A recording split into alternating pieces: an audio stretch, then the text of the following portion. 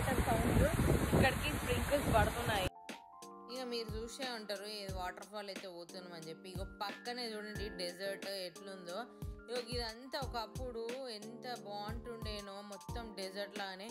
ఇప్పుడు అన్ని వర్షాలు వచ్చినాయి కదా మధ్యలో, చినుకులు ఆడ వర్షాలు పడి అక్కడక్కడ మొత్తం చెట్లు వచ్చేసినాయి. ఇంత ముందుకు అట్లా లేకుండే మనకైతే మొత్తం డెజర్టే కనిపిస్తుండే. ఇప్పుడైతే అట్లా కాదు.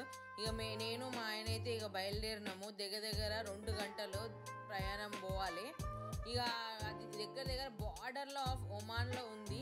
అందరు రీల్స్ పెడుతుంటే సరే ఇక మనం కూడా పోయి చూద్దాము ఎట్లుంటుంది అని చెప్పి పోయినా అనమాట. కానీ మేము వీక్ డేలో కాబట్టి ఎవరు లేరు. చూడండి ఎంత బాగుందో వ్యూ. కొండల మధ్యలో మస్తు అవుతుంది. రోడ్లు అయితే ఖాళీ ఉన్నాయి. ఎందుకంటే వీక్ డేస్లో చాలా మట్టికి లాంగ్ డ్రైవ్స్ పోరు, ఓన్లీ వీకెండ్స్లోనే పోతారు, సాటర్డే సండే. ఇంకా మాకైతే హాలిడే వీక్ డేలో మధ్యలోనే కాబట్టి ఖచ్చితంగా వీక్ డేలోనే పోవాలి. ఇక అయితే కొన్ని వెహికల్స్ ఉన్నాయి. చూడండి ఈ కొండలన్నీ ఎట్లున్నాయి. ఒకప్పుడు ఇవన్నీ కూడా కొండలు మొత్తము ఎల్లో షేడ్ ఉంటుండే. ఇప్పుడైతే చేంజెస్ అయినాయి. ఎందుకంటే వర్షం పడడం వల్ల చిన్న మొలకలు అయితే వచ్చినాయి.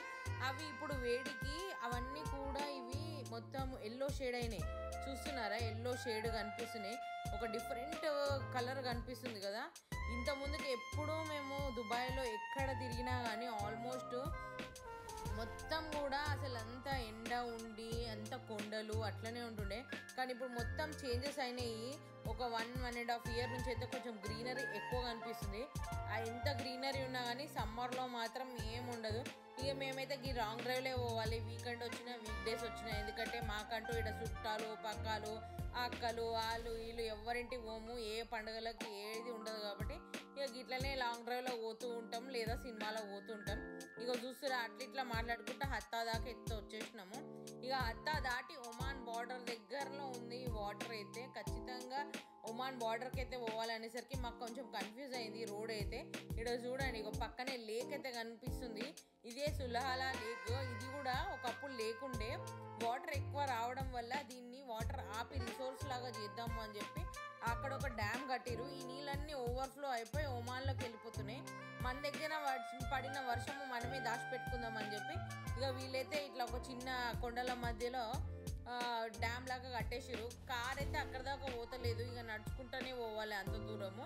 కొంచెము ముందు పెట్టేసినాము, ఎందుకు రిస్క్, రోడ్డు బాగాలేదు అని. 4x4 కార్స్ అయితే దగ్గర దాకా పోతాయి. కానీ మాది చిన్న కార్ కదా, పెద్ద కార్ 4x4 మంచి హార్స్ పవర్ ఉన్న కార్లు అయితే దగ్గర దాకా తీసుకుపోతారు. ఇక మనమైతే నడుచుకుంటూనే పోవాలి. ఇదంతా మట్టి రోడ్డు గలీజ్గా ఉంది.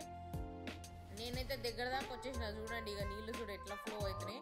ఈ బ్రిడ్జ్కి అటుపక్కన అన్ని వాటరే, ఎందుకు రిస్క్. నార్మల్గా వీకెండ్స్లో మొత్తం జనాలు ఎక్కువ ఉన్నారు. ఎక్కడైనా రీల్స్లలో చూస్తే కనిపిస్తున్నారు.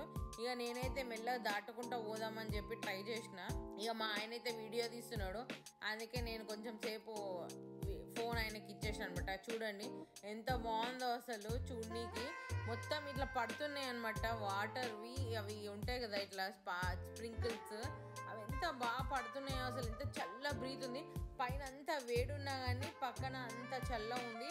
ఇంకా చుట్టూ కూడా ఈ వాటర్ రావడం వల్ల ఎక్సెస్ మొత్తం అన్ని చెట్లు పెరిగేసిన అనమాట. కొండల మధ్యలో వాటర్ ఫాల్ విత్ చెట్లు. అక్కడంతా పాకూరు ఉంది. పాకూరు లేకపోతే పోవచ్చు. ఇగో మీకు చెప్పినా కదా ఒమాన్ బార్డర్. ఇగో ఇదే ఒమాన్ బార్డర్. చూస్తున్నారా ఇగో ఇక్కడ మొత్తం సెక్యూరిటీ చెక్ అవుతుంది.